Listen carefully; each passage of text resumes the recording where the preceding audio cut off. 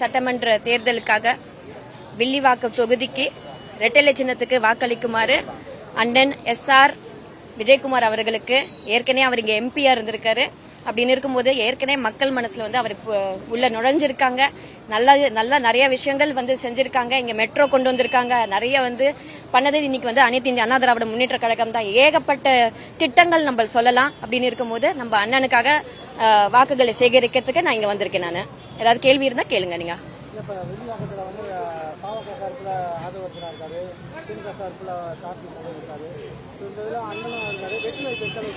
அதாவது ரெட்டலை சின்னத்துல எங்க சார்பில் ரெட்டலை சின்னத்துல எங்களுக்கு விஜய் இருக்காரு, விஜயகுமார் இருக்காரு அப்படின்னு சொல்லுவேன் நான். கண்டிப்பாக ஆதவர்ஜுனாவும் கார்த்திக் அவர்களும் இருவருமே வந்து நல்ல ஃப்ரெண்ட்ஸ்.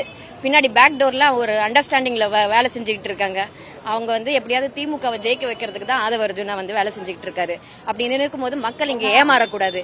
மக்கள் அனைவருமே வந்து அனைவரும் யாருக்கு வந்து வாக்களிக்கணும்னா கண்டிப்பா விஜயகுமார் அண்ணா அவர்களுக்கு. ஏன்னா வந்து இங்க மக்களுக்கு நல்லது செய்யறதுக்கு அண்ணா இங்க வந்திருக்காரு, மக்களுக்கு பணி செய்யறதுக்கு வந்திருக்காரு. சும்மா ஃபேமை காட்டிட்டு மட்டும் போகிறதுக்கு இங்க அரசியல்ல வரல. நம்ம கட்சி அந்த மாதிரி கிடையாது.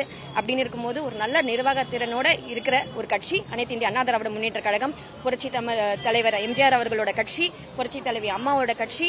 அவங்க 2 பேருமே நடிகர்கள் தான். ஆனா வந்து மக்களோட பணியில வந்து சூப்பரா இருந்தாங்க. வீடு வீடா போயிட்டு வாக்குகள் சேகரிச்சாங்க. அந்த அளவுக்கு ஒரு எளிமையான ஒரு தலைவர்கள் 2 பேருமே. அப்படின்னு இருக்கும்போது இப்போ வந்திருக்கிறவங்க, புதுசா வந்திருக்கிறவங்க அரசியல் பத்தி இன்னும் அனுபவம் இல்லாம என்ன பண்றது தெரியாம இருக்காங்க. அப்படின்னு இருக்கும்போது எல்லாருமே சினிமா வச்சு வந்துட முடியாது. நானும் சினிமால இருக்கிறவ தான். அப்படி இருக்கும்போது சினிமானால மட்டும் இல்ல, நானும் உழைச்சு தான் வரணும். அப்படின்னு இருக்கும்போது அரசியல் ஃபர்ஸ்ட் முழுமையாக அவங்க புரிஞ்சுக்கணும் அப்படின்றத நான் சொல்வேன். நிறைய திட்டங்கள் இது வரைக்கும் 10,000 ரூபாய்க்கு வந்து திட்டம் கொடுத்திருக்காங்க. உரிமை தொகை வந்து கொடுத்திருக்காங்க ஒரு குடும்ப அட்டைக்கும். அப்படின்னும் போது அது ஒரு முக்கியமான ஒரு திட்டம். அது மட்டும் இல்ல, இலவச பேருந்து ஆண்களுக்கும் பெண்களுக்கும் ஃப்ரிட்ஜ் தரேன்னு சொல்லியிருக்காங்க. அதுக்கப்புறம் பெண்களுக்கு 2,000 ரூபாய். அதாவது உடனே ஒரு 6 மாசம் 10 மாசம் கழிச்சு எல்லாம் தரமாட்டாங்க. வந்து ஆட்சிக்கு வந்து அடுத்த மாசமே வந்து கண்டிப்பாக எல்லா அமைச்சர்கள்லாம் போட்டதுக்கு அப்புறம் உடனே அது வந்து நடவடிக்கைக்கு வந்துரும் அப்படின்றது தான். ஓகேங்களா? நன்றி.